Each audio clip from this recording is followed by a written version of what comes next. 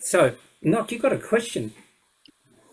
Yes, so it's about reality, and I've been struggling with this for quite some time, and especially when I take your class, because I think that, I mean, I absolutely appreciate and agree with a lot of things you have taught us, but in a way, I feel like we deep for me deeply, I think I came from the other tradition of like or like the word ontology, like I feel that I think that also Buddhism and also like the realism, we have a different way of framing that or how we look at reality. And for example, like I think Buddhism talks about two types of reality. One is conventional truth, which is like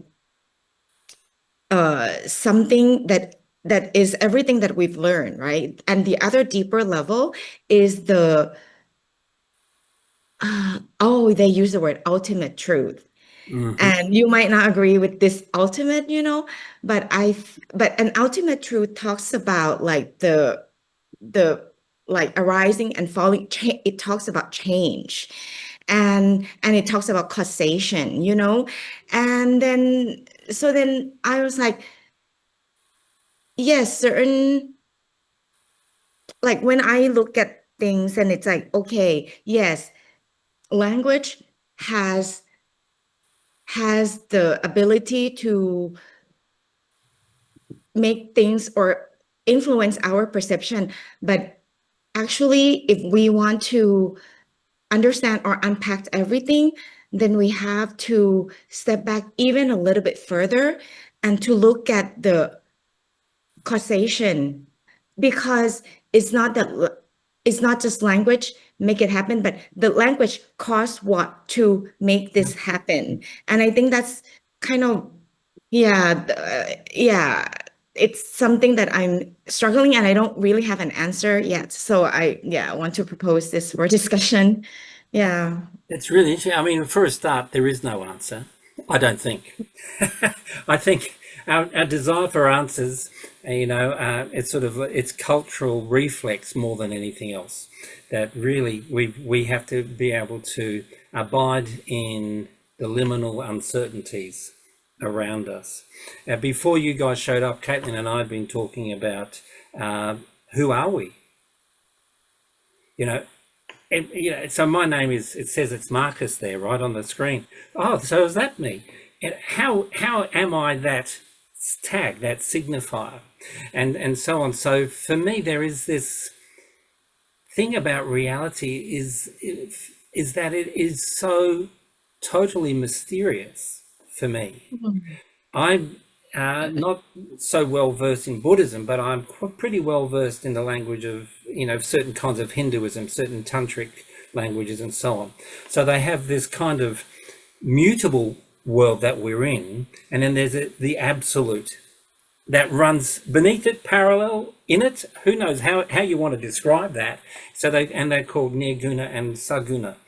So the nirguna is the absolute, and the saguna is the relative, and that therefore so I mean you can see that there are clear parallels with what you're describing in Buddhism. And for me then the answer lies in accepting, for me, that there is this liminal thing where, and I'm always then being surprised and discovering things, and I'm not hassled by having to be, let's say a Christian or a Marxist or a nihilist or whatever the label is, that sort of gives you a kind of box within which you can put our consciousness. I've got a really good book over here on you can't put God in a box. I don't know where it is, but I really like the title. And to be honest, I haven't read it yet. I haven't even got around to opening it. It arrived about a week and a half ago, and I've been so busy running around doing things. But the title intrigued me, and it's written by a theologian. And I thought I want to see how they frame that. And of course, well, the word God itself is deeply problematic in my experience. So for me, then, you with that Buddhist and critical realist perspective, it's not, it sort of sits quite comfortably alongside my tantric neo-humanist pragmatist perspective. I see, for me, when I discovered Deleuze and Guattari and people like that, I really started to deeply understand how pragmatism gives me a tool set to understand the interface between anything that we're thinking, you know, the theory stuff, and how we behave, and how our behaviors are modulated by language, culture, and also how deeply language and culture are in our cells, in the very fabric of our cells. So at a sort of spiritual level, the way we vibrate, what is our frequency? Okay, Caitlin's running off to get her cord to charge it, keep her computer going. So that to me is an opportunity, but I don't know. The whole point about future stuff is we've got to live with uncertainty. We've got to share and co-create. So to me, this optimism stuff, it's about, I'll just put, I know you can't see it, but you know, when I talked about the BCA, building community, it's just about finding levels of tolerance so that we can hear in your Buddhist perspective, I can hear in Elijah with the linguistic, philosophical issues. Caitlin comes from a creative writing, historical and critical background, and there's me sitting kind of across bits of some of those things. How we can share a space in which this is my gig, right? This is Futures 202, so it's my gig. But that doesn't mean that I'm running it or controlling it. It's me whacking up some stuff that hits me over the week on the slides. I do a little recording, share it. And then I say, Elijah, what did you think? Caitlin, what do you think? And that's, to me, part of, at least, the causality is relational. It's dialogical. It's not linear for a start. So that's my immediate gut level response, Knock, to you. Do you want to respond to me, or does Elijah or Caitlin, do you want to jump in? When Go. Yeah, I remember when Nock was speaking earlier. I don't know a lot about conventional truth and absolute truth. Like, I'm not familiar with that model. But when you were mentioning cause and effect, my brain jumped to, I think it's David Hume, who was talking about, like so many of these philosophers in the Western tradition, they were really interested in what we can know. Yeah. Starting with Descartes, of course, who threw out everything except, maths, God, and himself. But Hume pointed out that when we perceive the world with our senses, we perceive things happening, but we don't actually perceive things causing other things or things affecting other things. So I can, hold a ball in my hand and let it go and the ball drops. So I experience these events of me holding the ball, me opening my hand, and the ball dropping. But I don't actually experience the chain of cause and effect between those events. They just seem to happen in that order for me. So he was querying what evidence we have for things causing other things or affecting other things when we don't actually experience that directly. Only the pattern of events tending to happen together. And that's really interesting because Hume, he was the guy who played these mental games like, is the sun really going to rise in the morning? How do we know? Just because it happened yesterday and the day before, does it really mean it's going to happen? So he was interested in quite abstract and possibly silly questions, but they were questions that allowed him to shine the light on causal thinking.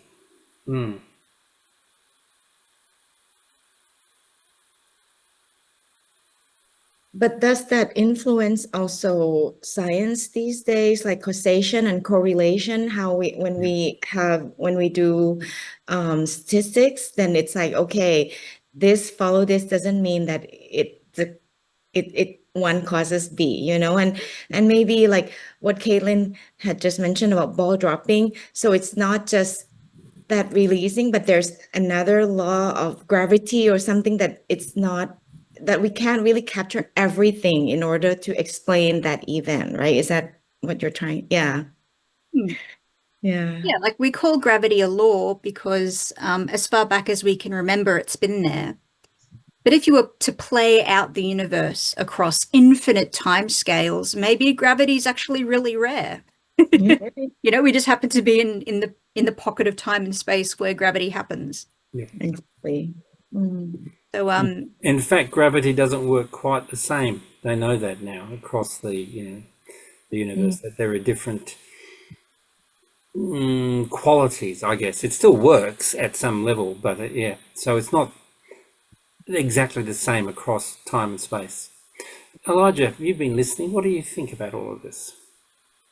Well, it actually reminds me of an Alfred Gorzbetsky quote that the map is not the territory. Yes.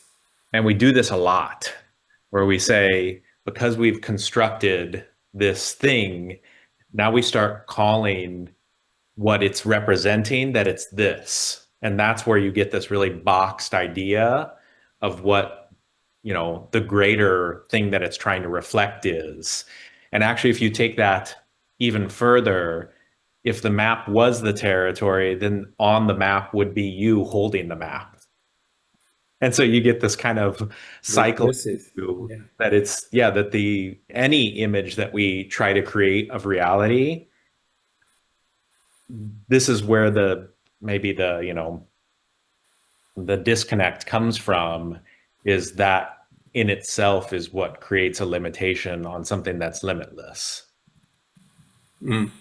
Like you said, on the idea of constant change, that the ultimate reality is actually just this unbounded place of impermanence that doesn't have a map. Mm. Yeah. So, Nock, we've answered your question, haven't we? Not. Well, halfway, another question arised, which is, so then this, how we perceive reality impacts how we, like the purpose of our life, like, like Marcus had mentioned about like future and optimism, and creating positive story to lead our life. Whereas like if I came, if like not me, but like a Buddhist monk might see that you don't have to create something else. You just perceive what is actually happening, and that's how you can reach the ultimate truth, and that's how you can liberate from this kind of bondage that keeps us in the suffering, like, yeah. So this is kind of like what I'm trying to figure out, like, so it's like, then what should be my purpose? Yeah, something like that. Yeah, purpose is contextual. I don't think that really helps, but certainly at least it means, let's say, again, before you guys showed up, Caitlin and I were talking about the No Kings movement, so they, the No Kings movement comes out of historical memory. It's a reference point, and so on. And what it tended to, it gained momentum over quite a short period of time, because it made sense. It made kind of cultural sense within the American context, and so on. And the purpose arose out of that is, of course, there's resistance there, and they're trying to focus resistance on what is the real problem here, and then as the movement became a movement, it was about amplifying voice. And then of course, as it amplified voice, you got more and more people flowing in, called in, attracted, almost like, some kind of incredible energy that was drawn there. And interestingly, I'm just on that. I guess what we can see is that optimism then grows out of a context in which the individual is able to feel we feel expanded by community, because we're not isolated beings anyway, in any way. So the sangha, it becomes a form of sangha, and sangha is spiritual community, Caitlin, in Buddhism, but also in various forms of Hinduism as well. And of course that holds us in a sense, doesn't it? The sangha holds us and nurtures us and protects us, and guides us too. At some level, whenever we're part of any kind of community, any form of identity, could be national identity, we are always accepting certain aspects. I guess this is a form of truth making, because at least in some subjective way we accept the truth of the fundamental principle of life is suffering, for instance.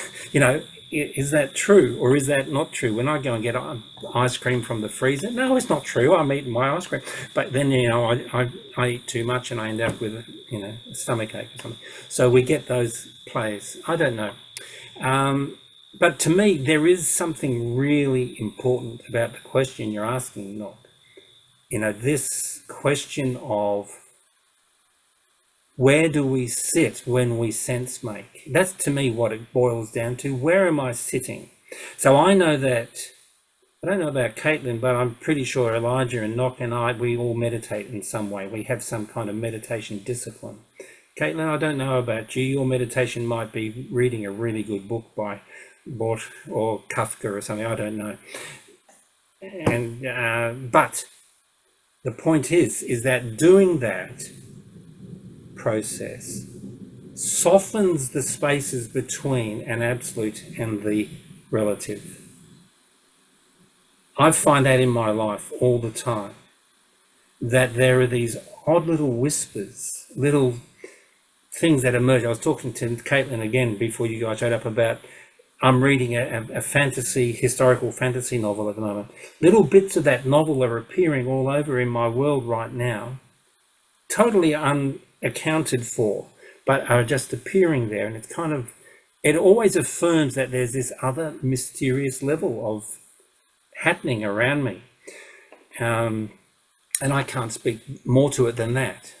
But to me, there is this softening that is generated by the various forms of, I guess, inner work, in contemplation, meditation, whatever you want to call it.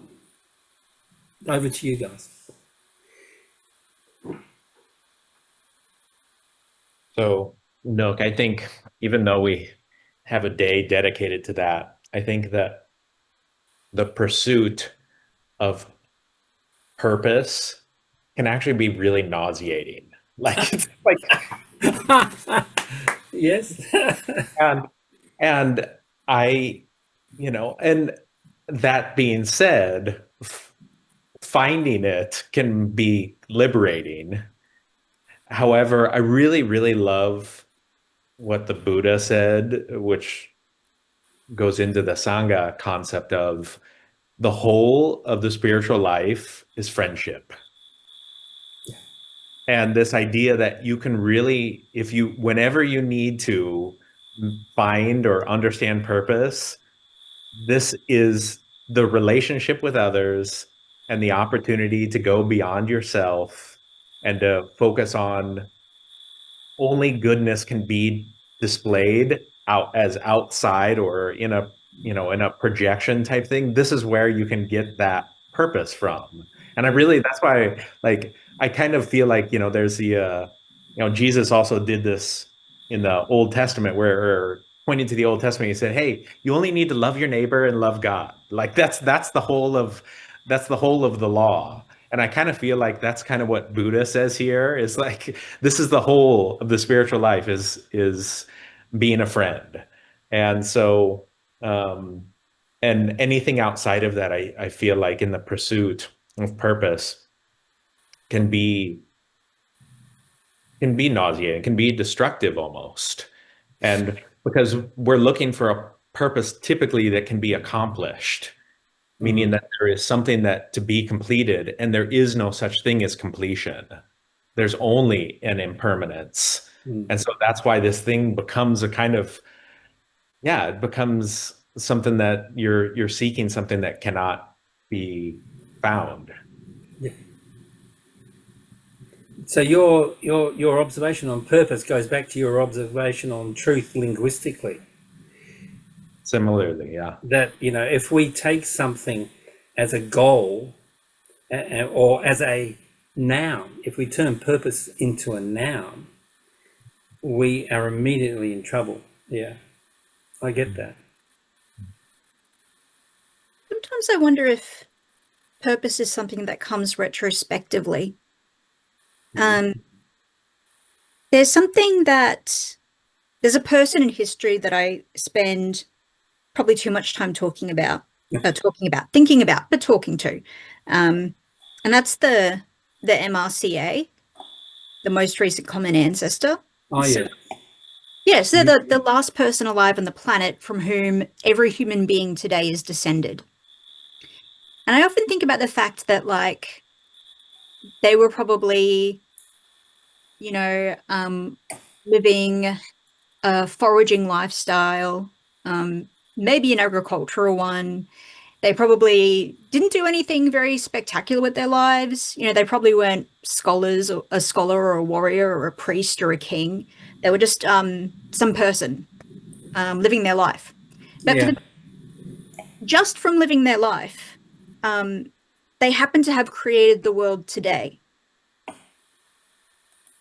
So, like, their purpose is very, very profound, but it would be completely invisible to them in the span of their life. So I often think that our true purpose may not be visible within the span of the lifetime. What we do may only become significant over the span of thousands or tens of thousands or millions of years.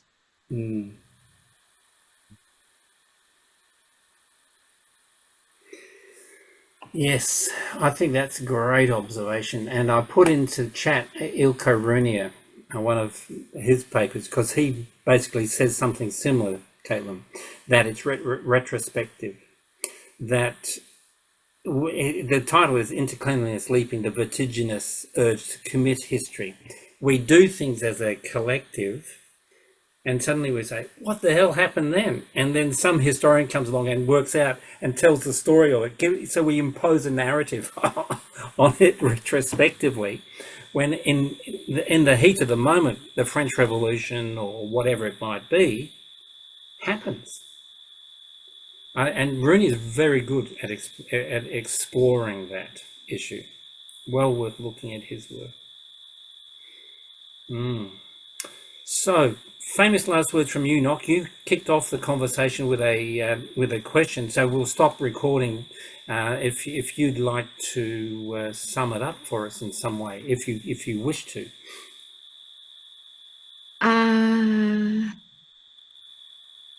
That's good. I like that.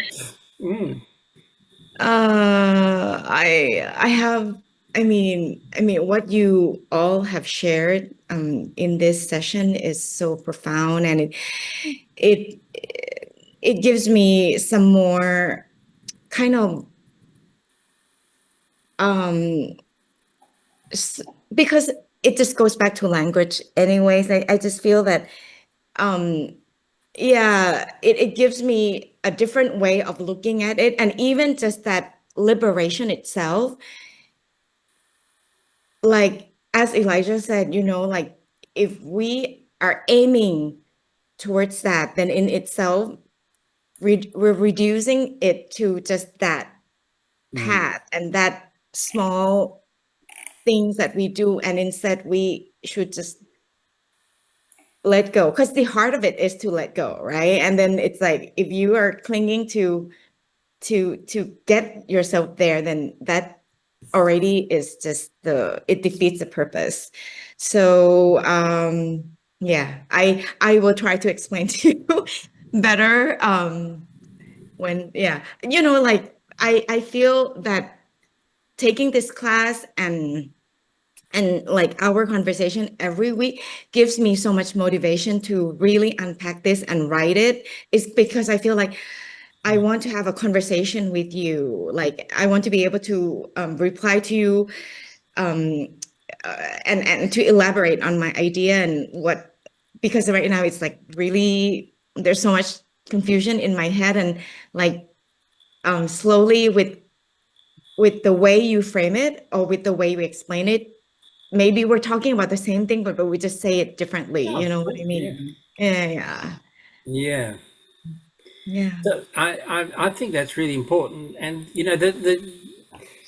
there's not been enough work done on the Buddhist interface with futures. That's a juicy spot, not where you can I dive right in. I have an abstract. And yeah, I mean, I finished it just a few days ago and I kind of want to send it to you. Oh, I'd love to see it. And you're reminding me of lovely young futurist Alex Fenami, who he's just come out through Penguin have published it, The Tao of Futures. Yeah. And I've got to get that book because I'm really interested to see. I mean, it could be like the Tao of Physics, which is very much based on the Taoist thinking, or it could be more gentle, looser kind of a thing. So I'm interested in seeing that. But we've got Taoism, we've got Tantra. I've worked in that space. So has Sahel and Ayatollah, and there's the Buddhist stuff. We've not had many people doing sort of Confucian futures work either. So there are all these areas, of course, because mostly the futures work comes out of this kind of Western empiricist kind of worldview, and as you all know, with me, that doesn't work for me.